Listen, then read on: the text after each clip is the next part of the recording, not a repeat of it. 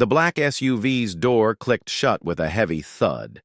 Inside, the leather still smelled brand new, tinted windows blocking out the noise of New York's late afternoon traffic.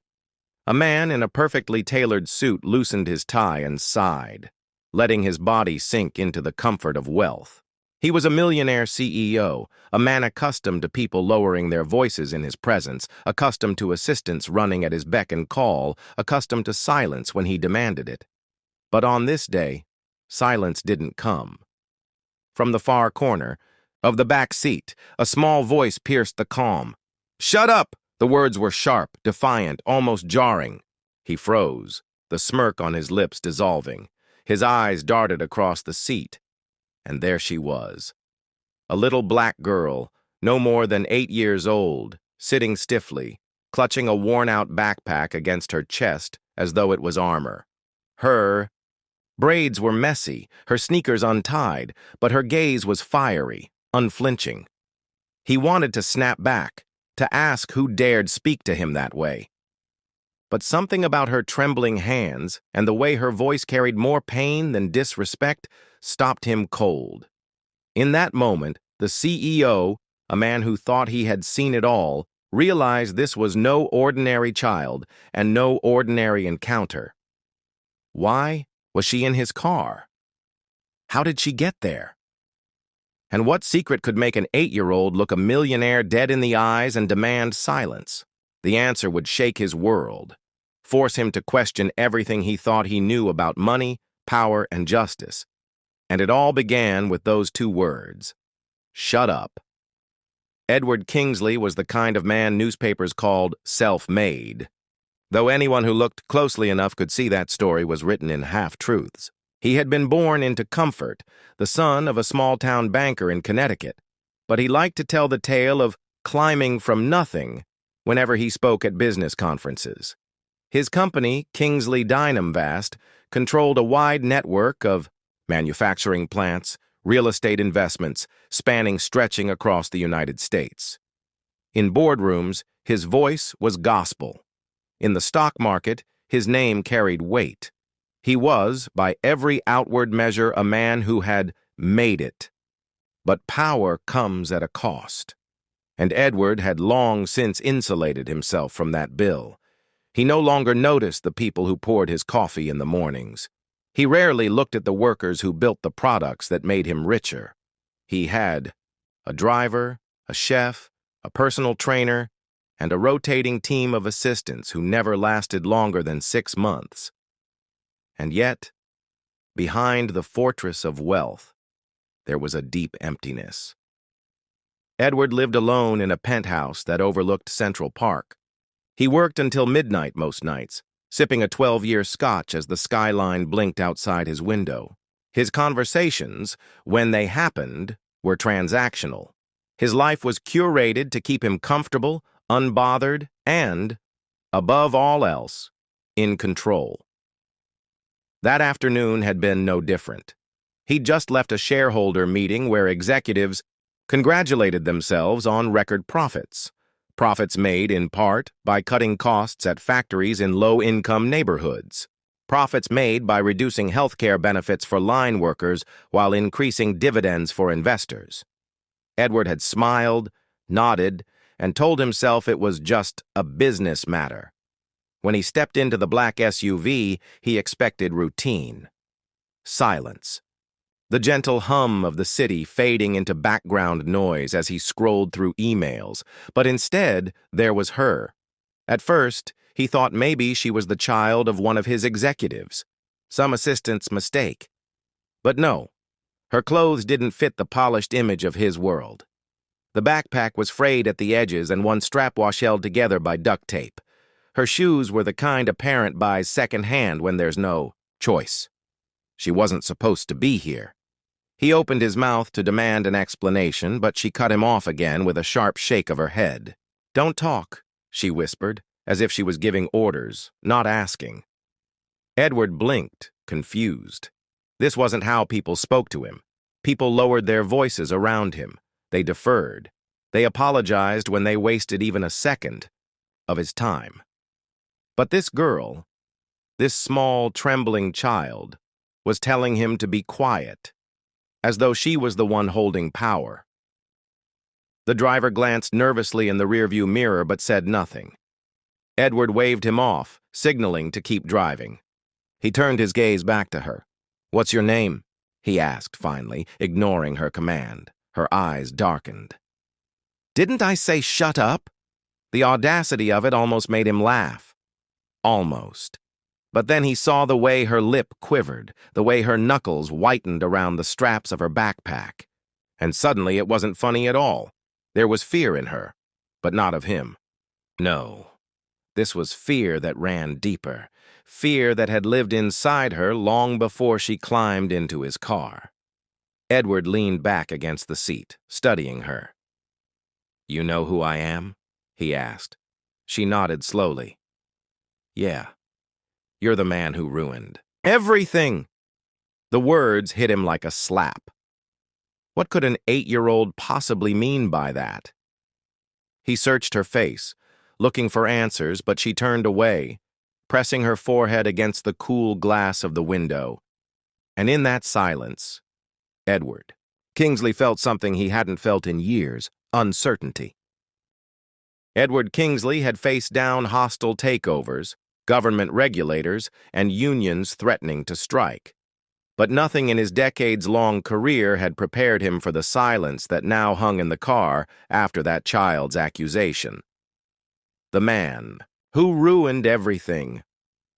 Her words echoed in his head, louder than the sound of the traffic, sharper than the tapping of his Rolex against the leather seat as his hand fidgeted. He leaned forward, studying her again, this time not as a nuisance, but as a mystery he needed to solve. "Who told you that?" Edward asked carefully. The girl didn't look at him. Her eyes stayed fixed on the window, watching skyscrapers blur into rows of corner bodegas, laundromats, and bus stops as they passed through Harlem. Her voice was soft, almost swallowed by the hum of the engine. "My mama," she whispered. Edward's jaw tightened. He opened his mouth, then closed it again. For once, he had no quick rebuttal, no dismissive phrase to push the problem aside. "Your mother," he repeated slowly. "And where is she now?" The girl's head turned then, her big brown eyes finally locking on his. There was no hesitation in her reply. "She's dead." The words were blunt, spoken without ceremony, but they landed with the weight of a brick. Edward blinked, momentarily thrown off balance. He had expected tears, maybe anger. Not this sharp, matter-of-fact delivery. He swallowed hard. "I'm sorry." The girl's gaze narrowed. "Don't be. You're the reason she died." Edward felt his throat tighten. He had heard plenty of accusations in his lifetime, from activists, from journalists, from workers holding picket signs outside his factories, but those voices were always distant, filtered through headlines and speeches, easy to ignore, easy to drown out with lawyers and PR campaigns. But this, a child sitting 3 feet away, staring him down as though she could see through the expensive suit, through the arrogance, through the wall of money. This was different. He tried to collect himself, to shift back into control. "Listen, young lady," he said, straightening his tie.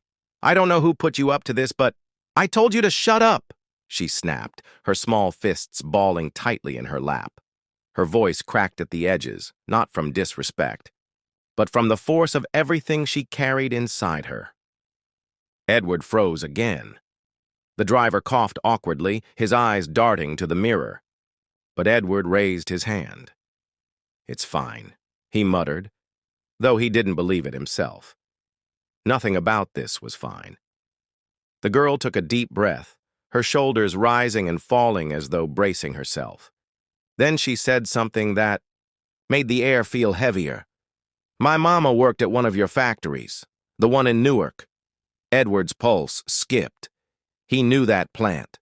Kingsley Dynamics Textiles, a sprawling building on the edge of the city, where hundreds of low-wage workers spent long hours stitching uniforms and workwear. He nodded slowly. Yes, that's one of ours. She used to come home tired, the girl continued, her voice trembling but steady. She'd fall asleep on the couch with her shoes still on. Sometimes she didn't even eat dinner 'cause she said food for me was more important. She got sick last year. Sick. But she couldn't take time off. Said that if she missed too many days, they'd fire her. And they did. Edward felt the words settle in his chest like stones. He remembered the memo. The Newark plant had been under pressure to cut costs, and management decided to tighten attendance policies. Workers were warned. No excuses, no leniency. She begged them, the girl continued, her small hands trembling as they clutched her backpack tighter. Begged them to give her one more chance. But they said no, said it was policy. And then we lost the apartment. She tried to get another job, but she kept coughing all the time. She couldn't breathe right. One night she didn't wake up. Her voice cracked then for the first time, but she didn't cry. She just sat there, staring at him, daring him to deny it. Edward felt something twist inside him. Guilt, yes, but also shame. Because he did remember signing off on those policies. Not directly, not personally, but in spirit. He'd told his executives to streamline operations, to cut inefficiencies, and they had, without hesitation. He shifted uncomfortably. I didn't know about your mother, he said quietly. The girl's eyes blazed. You didn't care. You never care about people like us. Her words landed like daggers. For the first time in years, Edward found himself speechless. The SUV turned a corner, slowing as it entered a quieter street lined with brownstones. The May driver cleared his throat. Sir, where should I? Keep driving, Edward interrupted, his voice low. He needed answers. He leaned closer. What's your name? The girl hesitated, then lifted her chin. Naomi. Naomi, he repeated, letting the name linger in the air. And how did you get in my car? Naomi's lips pressed into a thin line. She didn't answer right away. Instead, she looked back out the window, her small body tense like a spring, wound too tightly. Finally, she whispered, I was waiting. Waiting? For me? She nodded. I knew you'd come out of that building. I've seen your picture before. Mama used to say your name, said you were the reason she lost her job. I saw your car, so I ran and opened the door before anyone could stop me. I had to tell you. Edward exhaled slowly, trying to process the image. This little girl slipping past security guards, climbing into his SUV with nothing but determination and anger. For the first time, he felt something foreign creeping into his chest. Respect. She had no power, no money, no protection. And yet, she had forced her way into his world. Naomi, he began, but she turned on him sharply again. I don't want your sorry. I don't want your money. I just want you to hear me. You sit in your big office, making rules that hurt people like my mama, and you don't even see us. But we're the ones who pay. We're the ones who hurt. Her words cut through him like glass. Edward sat back, stunned. He had spent decades crafting the image of a visionary, a man who built empires, who created jobs. But this child, with her trembling voice and fearless stare, was tearing down that image brick by brick. For the first time, Edward Kingsley realized he wasn't the one in control of this conversation. The car moved slowly now, caught in early evening traffic. Outside, horns blared, pedestrians hurried across crosswalks, and neon lights flickered to life. But inside the SUV, the world had narrowed to two people, a powerful CEO and a child who refused to be silenced. Edward cleared his throat, fighting to regain some footing. Naomi, he said softly. You're right. I didn't see you. I didn't see your mother, but There's always a but with people like you, Naomi interrupted, her voice sharp. You make excuses. You tell stories about how hard you worked, but you don't know anything about being hungry, about lights getting cut off, about your mama crying because the rent's due and she ain't got it. Edward flinched. He had grown up in comfort, yes, but he remembered moments when his father worried about the bank during recessions. He had thought those struggles were enough to justify calling himself self-made. Hearing Naomi's words, though, he realized how shallow his story was. You think money makes you strong? She continued, her small voice trembling with anger. But my mama was stronger than you'll ever be. She worked sick, she worked tired, she worked when she should have been resting, and still she lost everything, because of the rules you made. Edward opened his mouth to protest, then stopped. For once, he had no clever defense. Her truth was too raw, too undeniable. Silence stretched between them.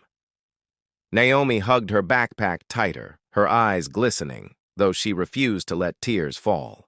Edward studied her, feeling something gnawing at his chest. He had heard activists say these things before, but always from a distance, always easy to tune out.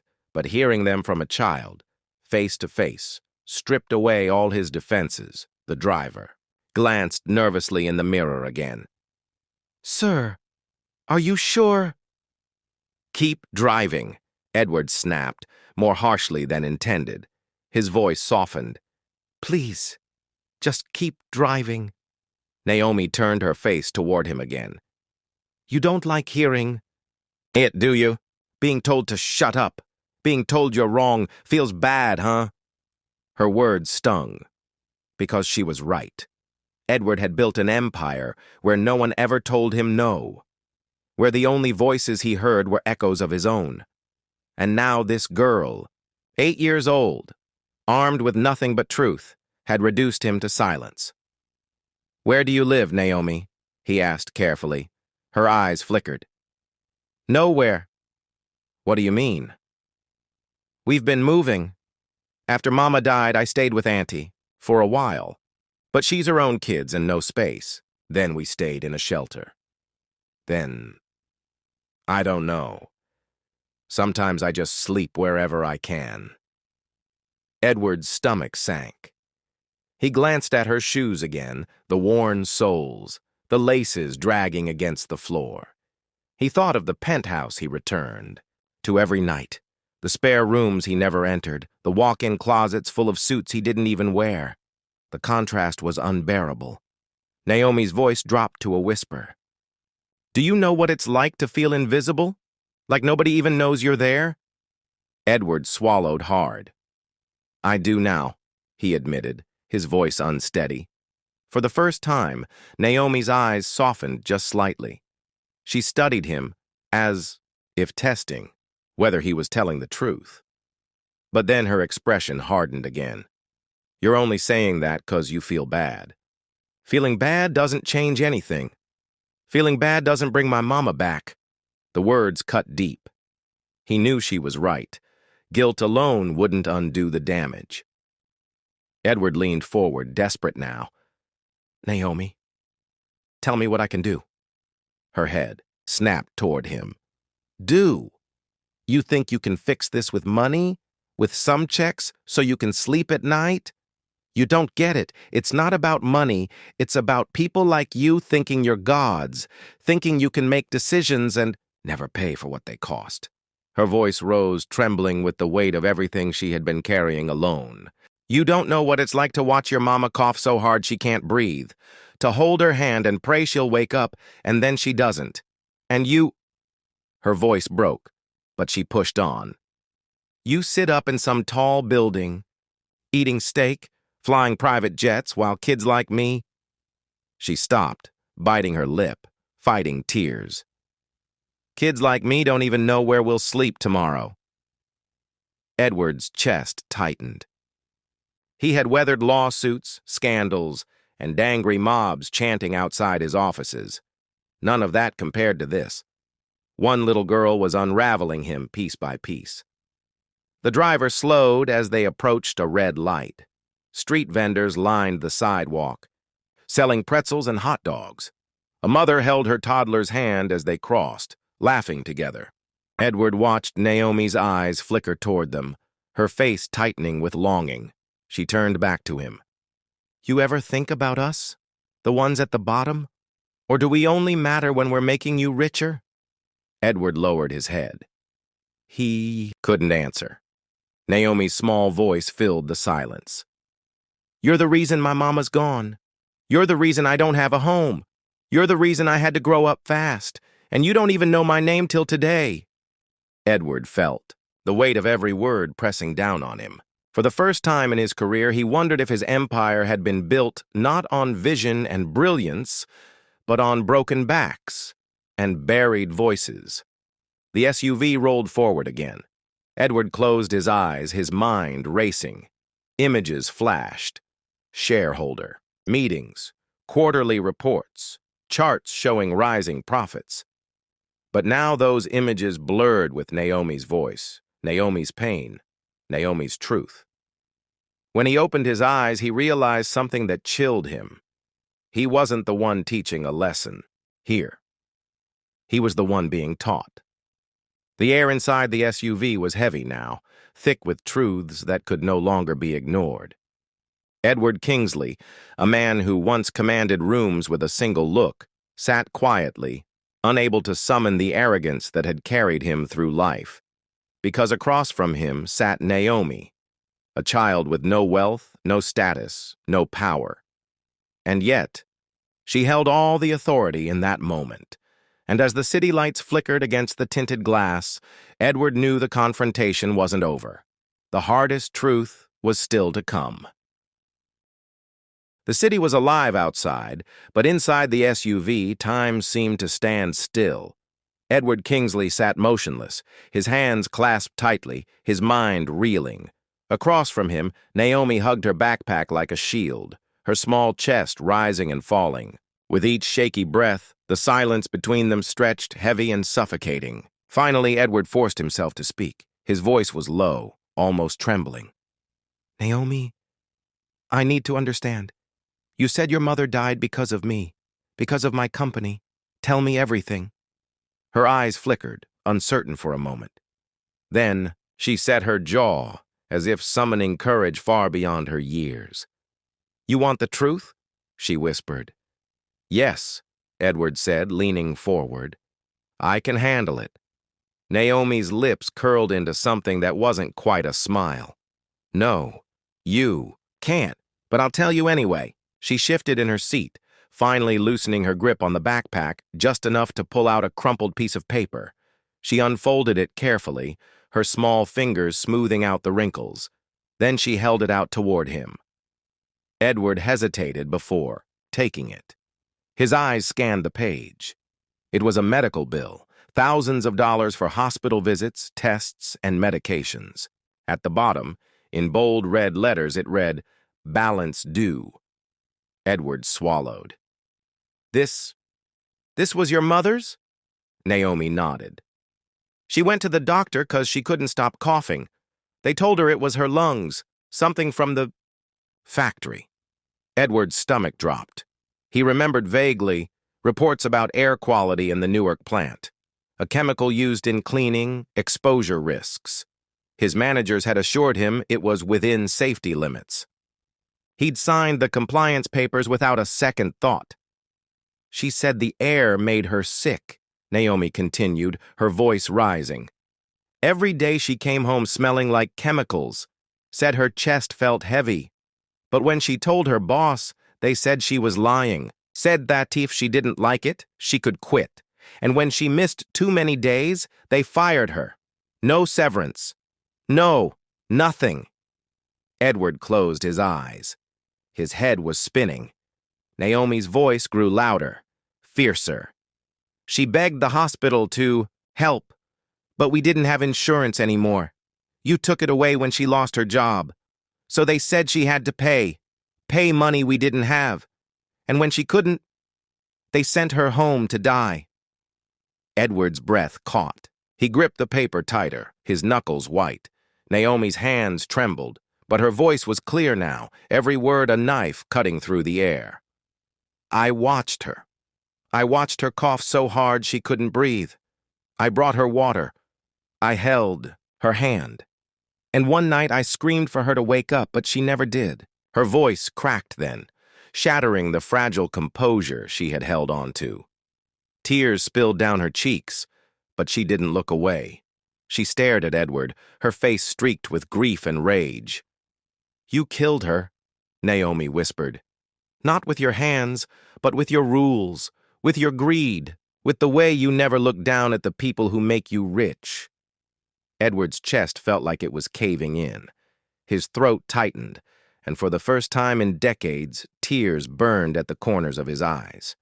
He tried to speak, but no words. "Came," Naomi pressed on, her voice rising with every sentence. "Do you know what it's like to bury your mama when you're 8 years old? Do you know what it's like to stand by yourself at a funeral, because nobody else can afford to come? Do you know what it's like to have people walk past you on the street like you don't even exist?" Edward shook his head slowly, unable to meet her gaze. "No," Naomi said firmly. "You don't. You'll never know, but I do. And that's why I told you to shut up. 'Cause people like you talk too much. You talk about profits, about growth, about success. But you don't listen. You don't hear the cries of people who are hurting. You don't hear kids like me." Her voice cracked again, but she forced the words out. "So I made you listen." The SUV was silent except for Naomi's ragged breathing. Edward sat frozen, his world unraveling around him. He thought of the memos, the meetings, the quarterly reports. He thought of the times he had dismissed concerns as overblown, the times he had told managers to handle it.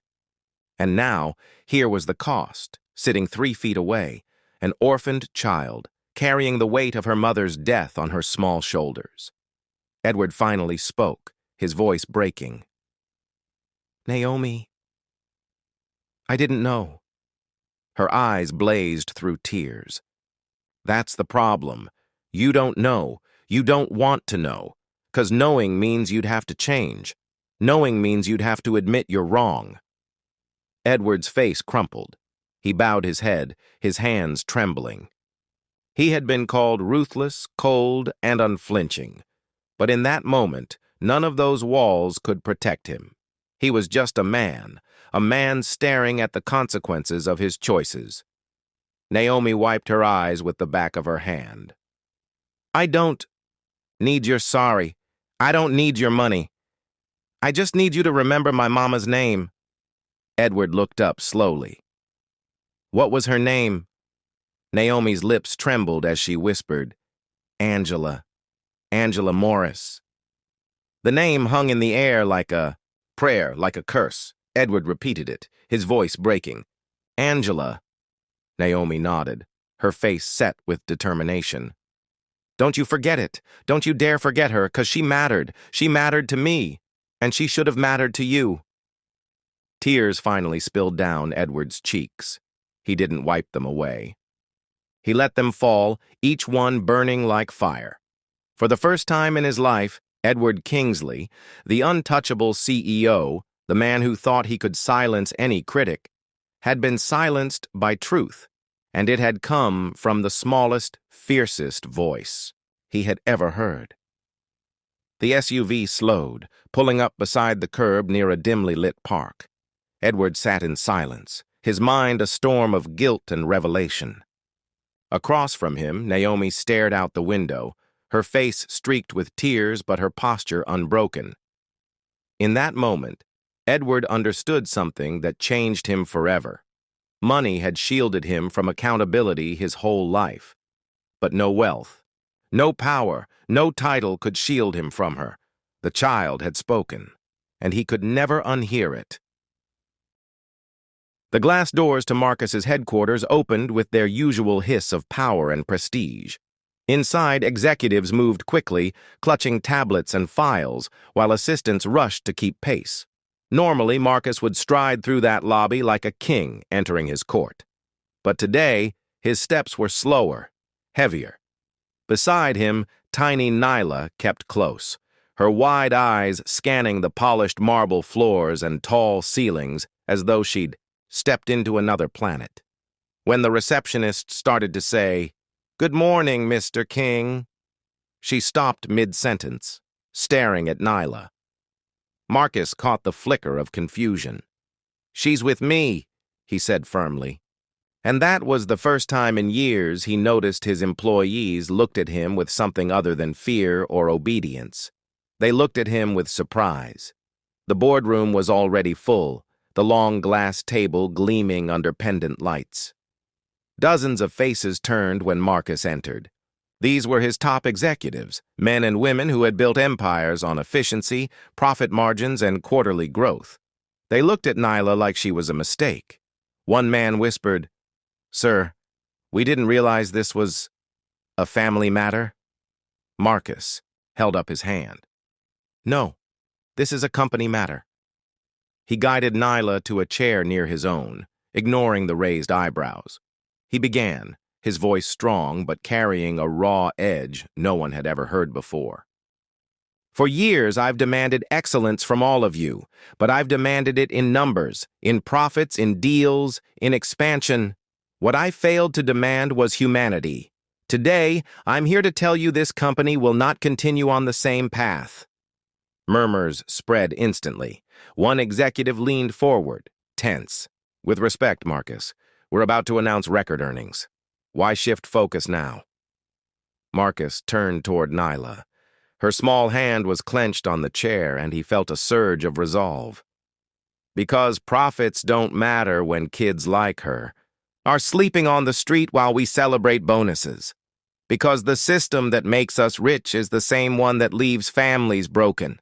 And because I'm done being silent." The room froze. Never had Marcus spoken this way. He outlined in sharp strokes his plan: redirecting millions into affordable housing projects, funding legal aid programs for families wrongly evicted, establishing scholarships for children from marginalized communities, and creating a task force inside the company to root out discrimination at every level. The resistance was immediate. Some executives pushed back. "It's too radical. Our shareholders will revolt. We'll lose investors." But Marcus didn't waver. "If any of you can't stand behind this," he said coldly, "there's the door. Because as of today, this company is about more than profit. It's about justice." Silence stretched. One by one, heads lowered, not in agreement, but in recognition. They knew Marcus wasn't bluffing. He never bluffed. Beside him, Nyla whispered, so quietly only he could hear, "You really mean it?" Marcus turned to her. "Yes, I do." That moment shifted something in the air. For the first time, the little girl who had told him to shut up felt safe enough to exhale. She wasn't just a passenger in his car anymore. She was a witness to his transformation. In the days that followed, the impact spread quickly. News outlets picked up the story of the billionaire CEO spotted walking hand in hand with a homeless black girl into his corporate tower. Speculation swirled, then truth emerged as Marcus made a public announcement. Cameras captured his words. "I once believed silence was power. Today I know silence is betrayal. This company will stand against injustice, not in speeches, but in action. And if that costs us, then let it cost us, because real profit is measured in lives changed." The story went viral. Communities long ignored by big corporations suddenly had a reason to hope.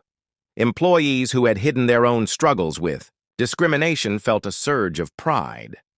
Activists, skeptical at first, started cautiously reaching out. But the biggest change was in Marcus himself. For decades, his wealth had insulated him from pain that wasn't his own. Now, walking through neighborhoods with Nyla by his side, meeting families, listening to their stories, he realized money wasn't the shield he thought it was. It was a weapon, and for too long he had left it in the wrong hands. The impact was slow but undeniable. His company's profits dipped slightly at first, then rebounded strongly because customers respected integrity. Other CEOs began to face pressure from their employees and consumers. If Marcus King can do it, what's your excuse? As for Nyla, her journey shifted too. With Marcus's help, she was placed with a supportive family through an emergency program he funded. But she wasn't just rescued, she became a voice. When journalists asked what she thought of Marcus King, she answered with the same unflinching honesty she'd shown in that car. He listened. That's all I wanted, for someone with power to listen. The resolution wasn't a fairy tale. Racism didn't vanish. Poverty didn't disappear.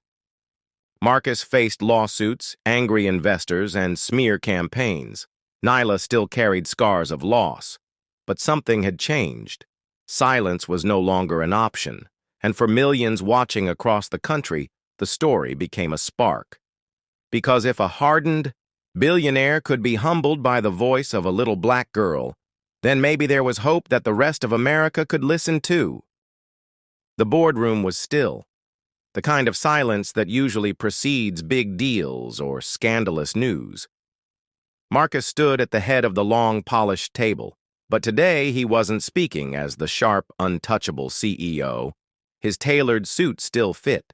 His tie was still crisp, but his voice carried something new. Conviction.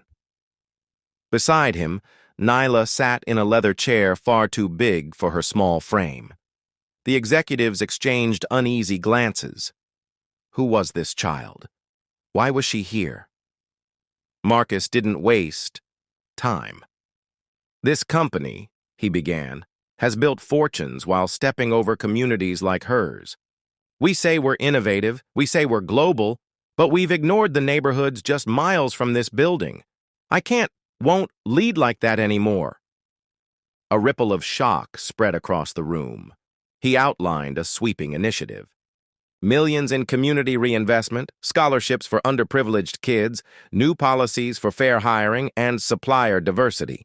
He promised transparency, accountability, and a shift from profit-only thinking to justice-driven action. Some executives protested. Too risky, too political, bad for shareholders. Marcus silenced them with a single gesture. If we lose money doing the right thing, then maybe we were never as strong as we thought. Nyla's eyes glistened as she watched him speak. For once, an adult wasn't dismissing her truth. For once, someone with power wasn't turning away. When Marcus finished, the room didn't erupt in applause. Instead, it held something rarer, respect, mingled with discomfort. They knew history was shifting inside those walls. In the weeks that followed, headlines spread. Millionaire CEO redirects fortune toward social justice. Some praised him, others mocked him. But in the streets, where Nyla walked past boarded up, stores and cracked sidewalks, people started whispering her name. She wasn't invisible anymore, and Marcus, once consumed by deals and profit margins, felt something he hadn't in years. Not wealth, not pride, but purpose. History has always turned on the smallest of moments. A bus seat was refused. A word shouted in protest, a child's voice saying, "Shut up!" What Nyla gave Marcus wasn't just defiance, it was a mirror, a reminder that even the most powerful men in the tallest glass towers are still accountable to the smallest, most overlooked lives outside their windows. In America, too many stories like Nyla's go unheard. Children grow up silenced by poverty, by racism, by a system that teaches them their voices don't matter. And yet, when one little girl dared to speak, the ripple shook a corporation, a city, maybe even the country. The truth is this: justice doesn't always begin with presidents, judges, or CEOs. Sometimes it begins in the backseat of a car, with a child brave enough to speak truth to power. Marcus's transformation is a reminder that wealth without conscience is hollow, that titles and fortunes mean nothing if they are not used to lift others. And that listening, truly listening, to those society tries to silence might be the most radical act of leadership. The question now isn't what Marcus will do next. It's what we will. Will we hear the voices around us, the ones crying out for fairness, safety, dignity? Or will we keep walking, scrolling, and driving past, too busy to notice? Nyla's story asks every one of us the same challenge she gave. That CEO, will you finally shut up long enough to listen? Imagine this. A millionaire CEO, used to commanding boardrooms and entire corporations, is silenced by the voice of a little black girl in the back seat of his own car. That moment forced him to confront the truth, that all the power and money in the world mean nothing if you ignore the voices crying out for justice right beside you. But here's the question for you. How many Nylas are we ignoring every single day? The child is afraid to walk home from school. The neighbor who speaks up but gets dismissed. The stranger who is treated like they don't belong in their own community. This isn't just Marcus's story. It's America's story. It's about power, privilege, and the courage it takes to speak truth when nobody wants to hear it. So I'll ask you this. If you were in that car, would you have listened? Drop your thoughts in the comments. Share this story if you believe. Voices like Nyla's should never be silenced. And if you believe justice always deserves a platform, hit subscribe right now. Because here at Justice Tales, we don't just tell stories. We amplify them, and the next one might just change everything.